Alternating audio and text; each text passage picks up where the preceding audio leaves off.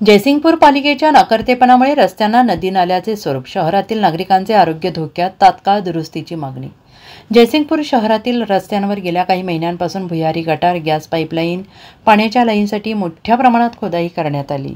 मात्र खोदाईनंतर या रस्त्यांची दुरुस्ती न झाल्याने शहरातील बहुतांश रस्ते आता खड्डेमय झाले आहेत। पावसाळ्यात त्यांना अक्षरशः नदी नाल्याचं स्वरूप आलेलं आहे। पालिका प्रशासनाच्या दुर्लक्षामुळे नागरिकांना आणि वाहन चालकांना जीव मुठीत धरून प्रवास करावा लागतो आहे। जयसिंगपूर पोलीस ठाणे ते दर्गा माता कमान, गल्ली क्रमांक 9 ते शाळा क्रमांक 1 तसेच बँक ऑफ इंडियाचे हॉटेल स्वाद या मुख्य मार्गावर मोठमोठे खड्डे पडल्याने पावसाचे पाणी साचते आहे आणि रस्त्यांचा वाहतूक योग्यपणा संपतो आहे। सतत उडणाऱ्या चिखल आणि घाण पाण्यामुळे नागरिकांच्या आरोग्यावर गंभीर परिणाम होत असून संसर्गजन्य आजारांचा धोका वाढतो आहे।